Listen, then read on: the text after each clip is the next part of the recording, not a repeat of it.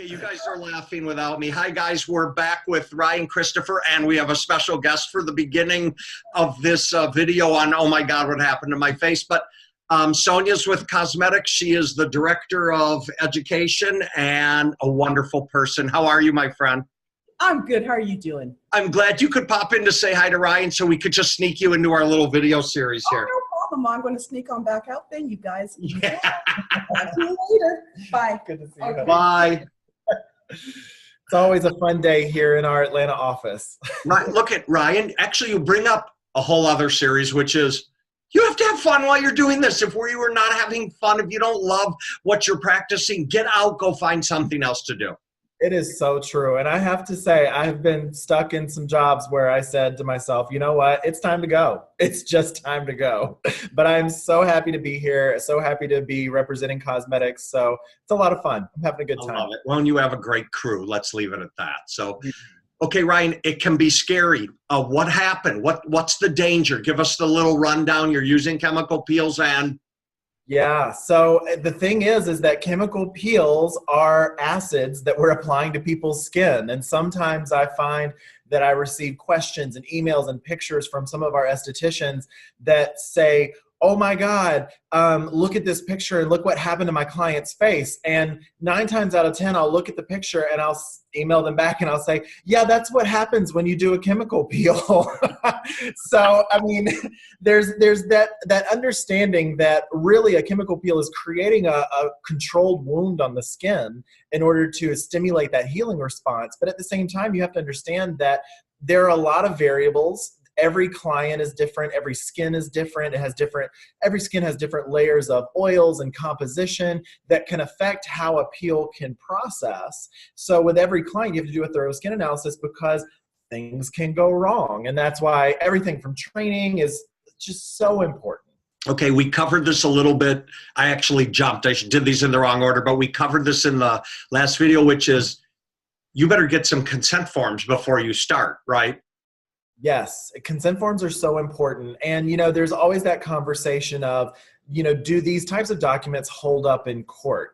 And I don't think that that's a healthy question to ask. I think it's kind of a pointless question to ask. The question is that, you know, you want to have these documents in place to ensure that every single person on your staff is following the same protocol and communicating to your clients the same way.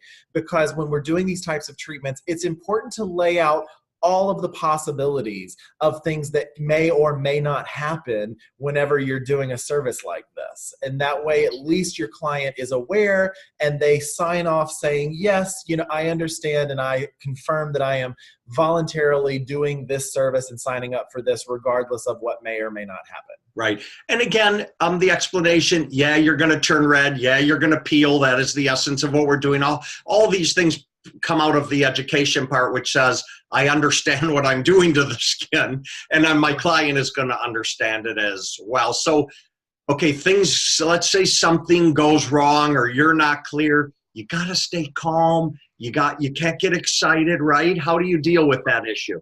That's the biggest thing is that you have to find that confidence in yourself as a practitioner in the treatment room, because the client is going to respond the way you are responding.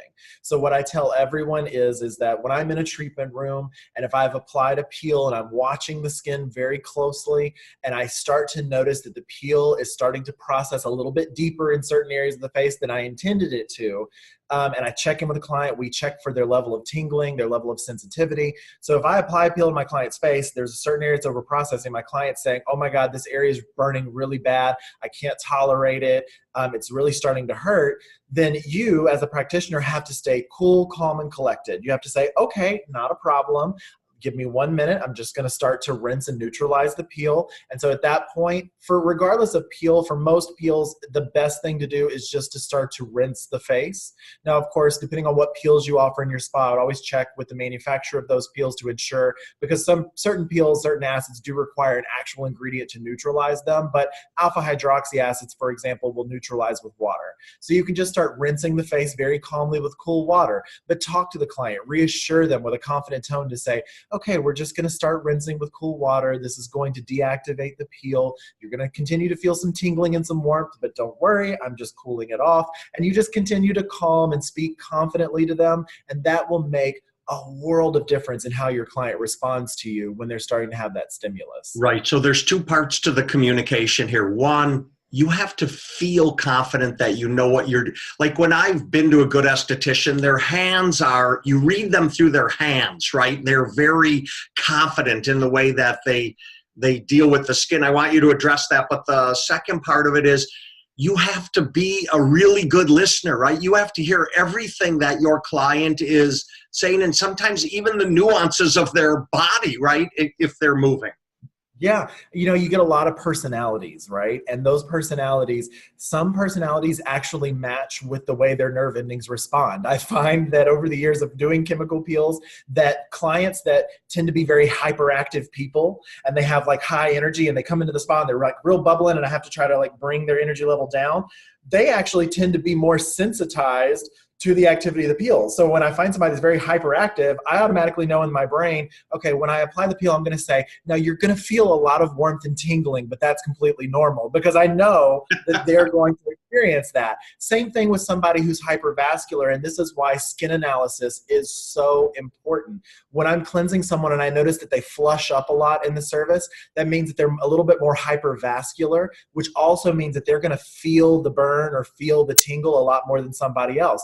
So when I go to apply the peel, I let them know, okay, now there's a chance you're gonna feel some kind of intense warmth and tingling. That's completely normal, but I'm gonna continue to check in with you to see where your comfort level is. And just that type of confident communication, it lowers their stress level. It helps them to perform better in the treatment room as well. All right, I'm going to add to our list of, I wrote educate, educate, educate. Now we have train, train, train, and now I have listen, listen, listen, and communicate, communicate, communicate. But this is all part of the process of clients coming in and developing the relationship and everything else. So. Right, and I will tell you, confidence is key in communication, especially not only in saying what could happen, but giving the client specific directions and then telling them exactly what they need to be doing at home afterwards. Because I've seen a lot of scenarios where there's this thought that the clients, once they leave the spa, that they don't have to listen or be concerned about what their esthetician told them anymore. I've had stories of where clients have gone in for chemical peels and then literally went onto the golf course for a day of golfing after receiving the chemical peel. And you're like, for us in the industry, we're like, oh, I can't believe what an idiot.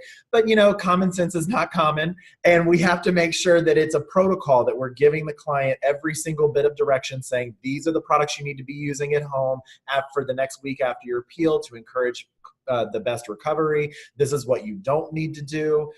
For our brand, we created little post-peel cards that our spas can hand out that already have all that information for them. So that way we can help the spas standardize what the client's hearing whenever they come in for a chemical peel, regardless of technician. Yeah, that's a great idea. In fact, I was at a wine dinner last night for Duckhorn. They did an amazing job, but each wine they served, they had a communication card that talked about the wine and the terrier and all the different things that relate to it. So I love that. So speaking of cards and promotion, we're going to do step 4 on chemical peels. I want to talk about the marketing hype. I want to talk about white papers and scientific facts. So we'll come back and we'll do that together. Perfect. Looking forward to it. All right, Ryan. Always great being with you. Talk to you soon. Thanks, Allan. Bye.